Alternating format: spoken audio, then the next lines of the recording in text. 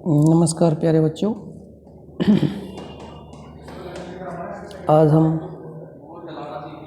Science chapter 4 परमाणु संरचना का पार्ट 2 का रिवीजन करेंगे। कल हमने जो है परमाणु मॉडल्स के बारे में पढ़ लिया था। आज पढ़ेंगे बोरवरी नियम के अनुसार इलेक्ट्रॉनों का वितरण। यानी बोरवरी एक वैज्ञानिक थे जिन्होंने जो परमाणु है उसके विभिन्न कोषों में, ये क्या है, कोष हैं, उन्होंने विभिन्न कोषों में इलेक्ट्रॉनों को कैसे वितरण दिखाया। तो उन्होंने फर्स्ट पॉइंट दिया, इलेक्ट्रॉन परमाणु में वितरण 2n², यानी 2n² के द्वारा किया जाता है, जहाँ n क्या है, कक्ष की संख्या, यानी ये 1 2 3 4 ये क्या है, कक्ष की संख्या है, और 2n² इलेक्ट्रॉनों की पूर्ण संख्या, तो किसी भी कक्षा में सहमति हो सकती है। कहने का मतलब अगर फर्स्ट कोष की हम बात करें, इस फर्स्ट कोष के अनुसार, तो 2n² के अकॉर्डिंग जो टोटल इलेक्ट्रॉन होंगे पहले कोष में वो कितने होंगे। जैसे यहाँ पर, जैसे ये मान लो कोष क्या है, फर्स्ट, सेकंड, थर्ड, 4 5 6 7 और भी हो सकते हैं आगे। फर्स्ट कोष की अगर बात करें हम, कितने इलेक्ट्रॉन जाएंगे मैक्सिमम बोरवरी नियम के अनुसार, तो 2n²। अब ये क्या है, कोष है, ये क्या है, कोष है। तो कोष पहले की अगर बात करें तो इसमें मान हम रखेंगे, तो 2 × 1 का स्क्वायर बराबर कितने हो जाएंगे, 1 एकन 1 और 1 दूनी 2, यानी कितने इलेक्ट्रॉन हो जाएंगे, 2। यानी पहले कोष में मैक्सिमम इलेक्ट्रॉन कितने होंगे, 2 होंगे।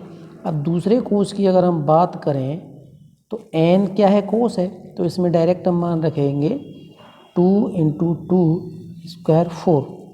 अब करेंगे 2 दूनी 4 और 4 दूनी 8, यानी टोटल इलेक्ट्रॉन कितने हो जाएंगे, 8। तीसरे की अगर हम बात करें तो 2 और 3, यहाँ पे कितने हो जाएंगे, 3 3 9, 9 दूनी 18, यानी ये मैक्सिमम इलेक्ट्रॉनों की संख्या है, अधिकतम इलेक्ट्रॉन। चौथे कोष की अगर बात करें तो इस तरीके से 4², तो ये कितना हो जाएगा, 4 × 4 = 16, 16 दूनी 32, यानी चौथे कोष में मैक्सिमम इलेक्ट्रॉन कितने होंगे, 32। पाँचवें की अगर बात करें तो 2 5 और स्क्वायर 5 25 और 25 दूनी 50, यानी पाँचवें कोष में कितने होंगे, 50। इसी तरह छठे की बात करें तो 6 2 6 36, 36 दूनी 72, 36 दूनी 72। इस तरह से हम अधिकतम इलेक्ट्रॉनों की संख्या हो सकती है, लेकिन इससे ज़्यादा नहीं होगी इन कोषों में, इनसे कम हो सकती है। यानी पहले कोष में ज़्यादा से ज़्यादा 2 इलेक्ट्रॉन रह सकते हैं, 3 नहीं हो सकते, लेकिन 1 रह सकता है। दूसरे कोष में ज़्यादा से ज़्यादा 8 इलेक्ट्रॉन रह सकते हैं, 8 से 9 नहीं होंगे, लेकिन इसमें 7 6 5 4 1 तक रह सकते हैं। इसी तरह चौथे में 18 हो सकते हैं, ज़्यादा से ज़्यादा 19 नहीं होंगे, लेकिन 18 से कम रह सकते हैं। जैसे 18 से कम। इसी तरह से चौथे कोष में मैक्सिमम 32 रह सकते हैं, 33 नहीं हो सकते, 32 से कम रह सकते हैं। इसी तरह से पाँचवें में। तो इस तरह से ये हमारा फर्स्ट पॉइंट आपकी समझ में आ गया होगा। ठीक है बच्चों। नेक्स्ट पॉइंट है हमारा, ये यहाँ पे दिखाया गया है इस तरीके से, जो अभी मैंने आपको बताया। ये पहले कोष के लिए, ये दूसरे कोष के लिए, तीसरे ये चौथे कोष के लिए। तो यहाँ पे दिखाया गया है, ये पहले में 2 इलेक्ट्रॉन, दूसरे में 8 इलेक्ट्रॉन, तीसरे में 18 और चौथे में 32, जो मैंने अभी आपको बताया था।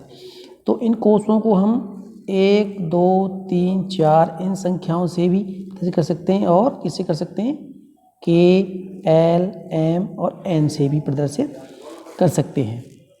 ठीक है बच्चों, किसी परमाणु की आखिरी कक्षा में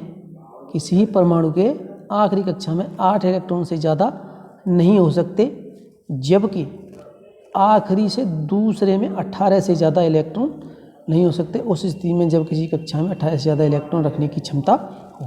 कहने का मतलब यहाँ पे मान लीजिए ये क्या है, कोई परमाणु है और ये इसकी क्या है, सबसे बाहरी कक्षा है, यानी आखिरी है, ये सबसे बाहरी कक्षा है। इसकी कह रहा है इसमें कितने हो सकते हैं, मैक्सिमम 8 इलेक्ट्रॉन। कितने इलेक्ट्रॉन हो सकते हैं, 8 इलेक्ट्रॉन। लेकिन वो कह रहा है कि आखिरी में दूसरी कक्षा में 18 से ज़्यादा इलेक्ट्रॉन नहीं हो सकते, यानी ये जो कक्षा है आखिरी से जो दूसरी है इसमें 18 से ज़्यादा नहीं हो सकते। समझ में आया बच्चों। इसी तरह से नेक्स्ट पॉइंट है, आखिरी कोष में 2 इलेक्ट्रॉन से ज़्यादा तब तक नहीं पाए जा सकते जब आखिरी कोष से दूसरी कक्षा में 8 इलेक्ट्रॉन भरे जा चुके। कहने के बाद अब यहाँ एक नया तीसरा नियम आ गया। यहाँ 8 इलेक्ट्रॉन कह रहा है मैक्सिमम 8 इलेक्ट्रॉन रह सकते हैं, लेकिन वो कह रहा है कि इस आखिरी कोष में 2 से ज़्यादा तब होंगे जब उससे ये पिछला वाला कोष है ये क्या है, पूर्ण भरा होगा। कैसा होगा, पूर्ण होगा, तभी जा कर के 2 अगला इलेक्ट्रॉन इसमें जाएगा। अभी हम आपको इलेक्ट्रॉन विन्यास बना के दिखाएंगे, तब से सारी चीज़ें क्लियर हो जाएंगी। जैसे यहाँ पे ये कुछ एग्जाम्पल्स दिए गए हैं, जैसे K19 यानी K क्या है, पोटेशियम, 19 क्या है इसका परमाणु क्रमांक है। अब इन परमाणु क्रमांक 19 है तो इलेक्ट्रॉन कितने हो जाएंगे, हमने पिछली बार पढ़ा था पिछले पार्ट में कि जितने परमाणु क्रमांक होता है उतने ही उसमें इलेक्ट्रॉन होते हैं। तो परमाणु क्रमांक 19 है तो इलेक्ट्रॉन कितने हो जाएंगे इसमें, 19।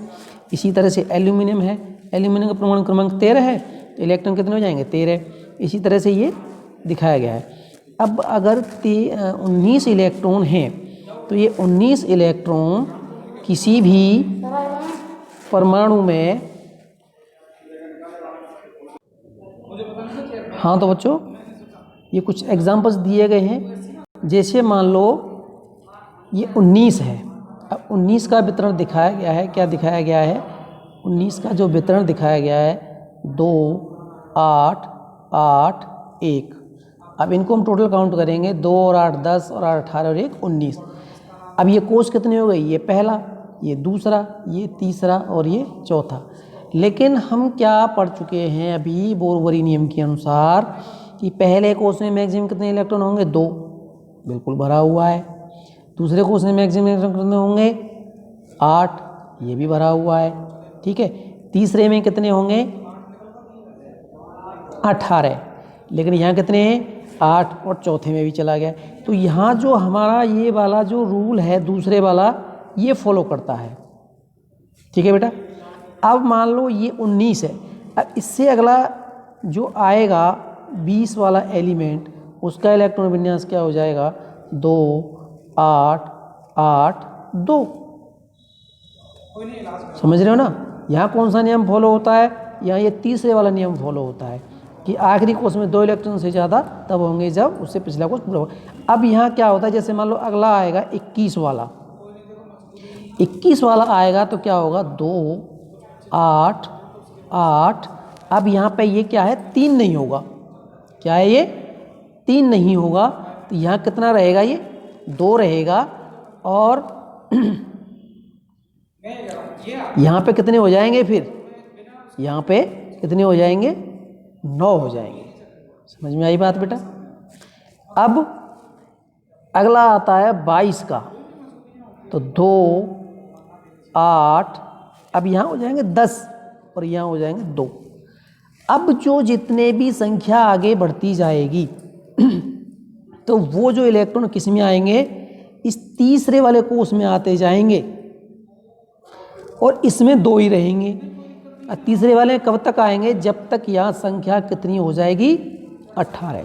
समझ में आया बेटा। जैसे ही ये 18 होगी तो ये पूरा भर जाएगा तीसरा। अब पूरा भरने के बाद, जब 18 होने के बाद फिर जो 19वां इलेक्ट्रॉन आएगा फिर वो कहाँ चला जाएगा, इस वाले में आ जाएगा, इस वाले में आ जाएगा, चौथे वाले में आ जाएगा यहाँ पे। अब यहाँ चौथे वाले में इलेक्ट्रॉन कब तक आएंगे, जब तक इसमें 8 इलेक्ट्रॉन नहीं हो जाते। जैसे ही इसमें 8 होंगे तो फिर जो अगला आएगा वो 5वें में चला जाएगा, ठीक है। और चौथे में कितने रहेंगे, 8। समझ में आ रही है बात, चौथे में कितने रहेंगे, 8, ठीक है। अब फिर अगला इलेक्ट्रॉन आएगा, वो कहाँ जाएगा, फिर इसी में जाएगा, इसमें हो जाएंगे 2 और इसमें रहेंगे 8। अब जब अगला इलेक्ट्रॉन आएगा तो इसमें वो 3 नहीं होंगे, फिर यहाँ कितने हो जाएंगे, 9 हो जाएंगे चौथे में बेटा। अब ये 9, 10, 11 ये कब तक रहेंगे, जब तक आपके 32 इलेक्ट्रॉन नहीं हो जाते चौथे में, तब तक ये 5वें में 3 इलेक्ट्रॉन नहीं होंगे। समझ में आई बात। तो ये आप जो है बना करके देखेंगे तो ये सारी चीज़ें क्लियर हो जाएंगी, ठीक है बेटा। अब आती है बात संयोजकता की। संयोजकता, बोरबरी नियम के अनुसार हमें पता है कि परमाणु के अंतिम कोश में 8 इलेक्ट्रॉन होते हैं। कितने होते हैं, 8 इलेक्ट्रॉन। हर तत्व अपनी बाहरी कोश में 8 इलेक्ट्रॉन भरने के लिए इलेक्ट्रॉन को अपने से मुक्त अन्तत्व ग्रहण करता है। कहने का मतलब सिंपल सी भाषा में आप ये समझिए कि जितने भी तत्व हैं वो सभी तत्व जो है 2 प्रकार के हैं। कितने हैं, 2 प्रकार के। एक तो है क्रियाशील, क्या, क्रियाशील, और दूसरे हैं अक्रिय। कैसे हैं, अक्रिय तत्व।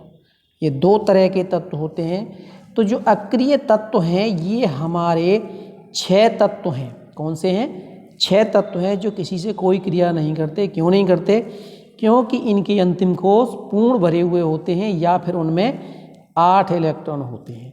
यानी जिस तत्व के अगर अंतिम कोश में 8 इलेक्ट्रॉन हैं, कहने का मतलब ये मान लो कोई परमाणु है और इसके अंतिम कोश में कितने हैं, 8 इलेक्ट्रॉन। तो 8 इलेक्ट्रॉन अगर हैं तो वो तत्व कैसा होगा, अक्रिय तत्व होगा। वो किसी से कोई क्रिया नहीं करेगा। ऐसे अक्रिय तत्व हमारे 6 हैं जिनको हम क्या कहते हैं, helium, neon, argon, krypton, xenon and radon. इस तरह से ये हमारे 6 तत्व हैं जो किसी से कोई क्रिया नहीं करते और इनके अंतिम कोश में या तो 8 इलेक्ट्रॉन होते हैं या ये 2n² के अनुसार पूरे भरे हुए होते हैं। बाकी इसके बाद के जितने भी एलिमेंट हैं वो सभी क्या हैं, क्रियाशील होते हैं। वो क्या होते हैं, सभी क्रियाशील होते हैं। तो वो अंतिम कोश जो है उनके क्या है, अपूर्ण होते हैं। क्या होते हैं, अपूर्ण होते हैं। तो अपूर्ण होने से वो क्या करते हैं, वो उनको पूरा करने की कोशिश करते हैं। वो उनको पूरा करने की कोशिश करते हैं। तो उनके अंतिम कोश में 1 से लेकर के 7 इलेक्ट्रॉन होते हैं। जैसे ही 8 हो जाएंगे वो अक्रिय हो जाएगा। यानी जैसे ही 8 होंगे वो क्या हो जाएगा, अक्रिय हो जाएगा। तो अंतिम कोश में अगर 1 से 7 इलेक्ट्रॉन है तो वो कैसा है, क्रियाशील तत्व होता है। कैसा होता है, क्रियाशील तत्व होता है। तो ऐसे तत्व हमेशा एक दूसरे तत्वों से क्रिया करने के लिए तत्पर रहते हैं। और जिस तत्व के अंतिम कोश में जितने इलेक्ट्रॉन होते हैं उनकी संख्या ही क्या कहलाती है, संयोजकता। जैसे मान लो अभी आपने ये देखा था 19, तो 2, 8, 8, 1। तो अंतिम कोश हमारा क्या है, 1, ये वाला। तो इस कोश में कितने इलेक्ट्रॉन है, 1। तो जो 1 इलेक्ट्रॉन है ये क्या करता है, ये इसकी क्या कहलाती है, संयोजकता कहलाती है।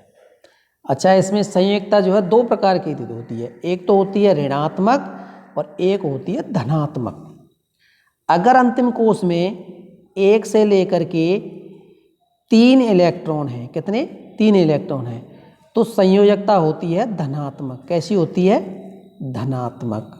समझ में आया बेटा।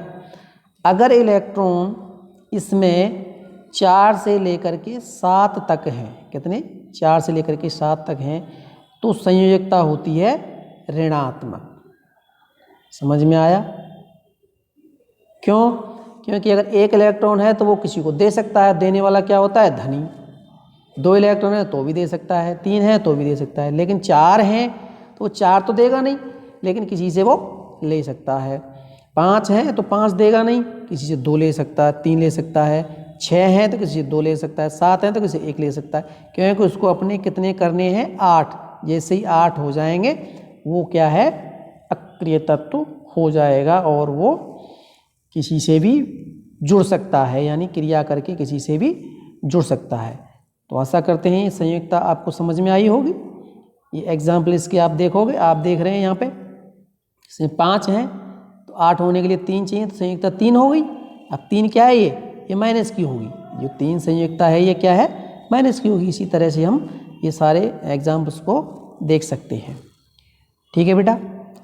नेक्स्ट इसमें है ये बस ये वीडियो पूरा ही कर देते हैं। इसमें थोड़ा सा और है, समस्थानिक और समभारिक।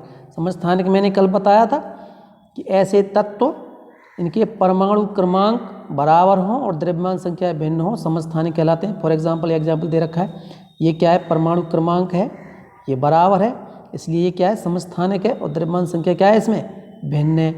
तो कहने का मतलब जिनके परमाणु क्रमांक समान है और द्रव्यमान भिन्न है तो वो क्या कहलाते हैं? समस्थानिक। ठीक इसका उल्टा होता है, संभारिक। क्या होता है? संभारिक। तो संभारिक में क्या होता है? जो द्रव्यमान संख्या है वो तो समान होती है और परमाणु क्रमांक क्या होता है? भिन्न भिन्न होता है। तो ऐसे तत्वों को क्या बोलते हैं? संभारिक। ये इसके एग्जाम्पल हैं। तो आशा करते हैं सभी बच्चों की समझ में आ गया होगा। फिर भी अगर कोई प्रॉब्लम आती है तो मेरे से आप पूछ सकते हैं। बाकी इस चैप्टर से रिलेटेड जो भी क्वेश्चंस हैं इनको आप कॉपी में नोट करेंगे, और फिर भी अगर किसी को कोई प्रॉब्लम आती है तो मेरे पर्सनल नंबर पर कॉन्टेक्ट करके आप पूछ सकते हैं। आज ये हमारा जो चैप्टर है इसका पार्ट 2 था, ये समाप्त हो गया। धन्यवाद।